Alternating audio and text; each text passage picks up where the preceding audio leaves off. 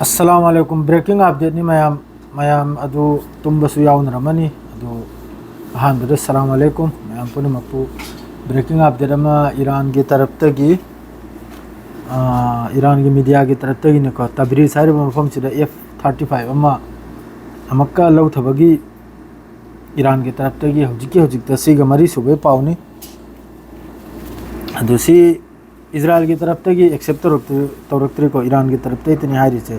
F-35 से मैं लौथबगी हजिक Tabriz HYBE मफम सिदा ईरान की एयर स्पेस ता माद्रे 2 नंबर दनबो पाउसी मोंग नि पाउसे थोकले इसे नुवाई तबो पावम सुलै हजिक 24 आवर्स सिदा गाजा मनुंग दमी शहीद ओइख्रेसी मी हुमपुत्रा दगी अनि ताब 68 हाइब तारे 24 आवर्स सिदा सी गाजा की हेल्थ मिनिस्ट्री की तरफ तगी बयान से थोकले इनी अदरेदी यामना नुवाइबो पावम नबो कम मने चुम्मी कम मने लाली करिम त खंगद्रे को ईरान की तरफ तगी अथुबदा हाइरी डोनाल्ड ट्रम्प दा ईरान के हजिक की अब्बास अराक्ची माद्रेदी मोहगी फॉरेन मिनिस्टर असी की तरफ तगी अथुबदा हाइरिमनी अमेरिका के प्रेसिडेंट दनी हाइर अथुबदा इजराइल की मखुद पुंजन पुंजलु न तब तारगदी यामना साथीना अचोबा इटेक से तौरने हैना माद्रेदी अमका पावम दनबो अदुमा पावम लेखरा पावम दनबो इजराइल की नेतन्याहू ना अमका लोटना हाइजरा फोंगना हाइजरा अथुबदा लान से लेपगी सिस्फायर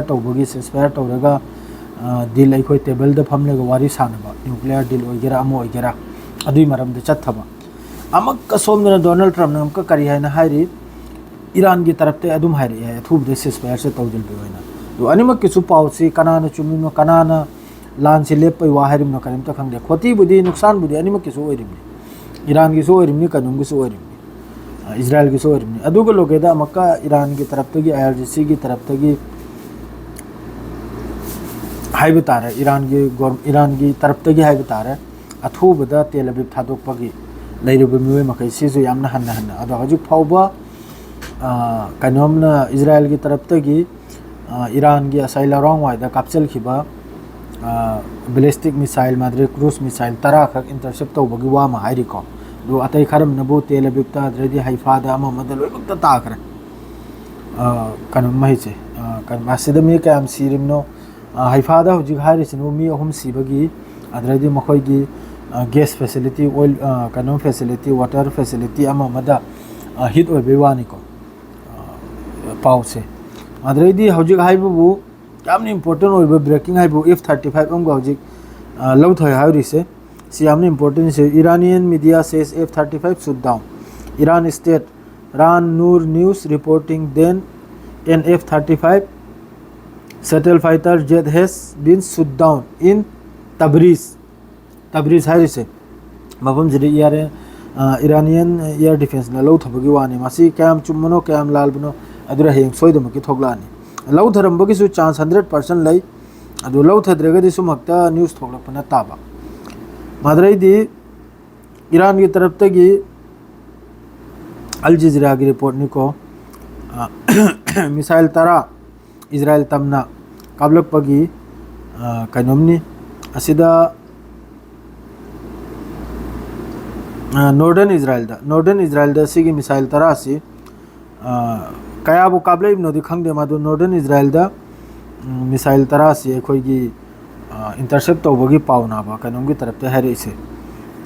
इजराइल की तरफ ते गी पाउस मा हाइरे इसे माद्रे सोमना बु लाइखरे ईरान की कनोम दे अखोइगी ईरान स्टेट टीवी दा अदुगुमो बिल्डिंग दुदा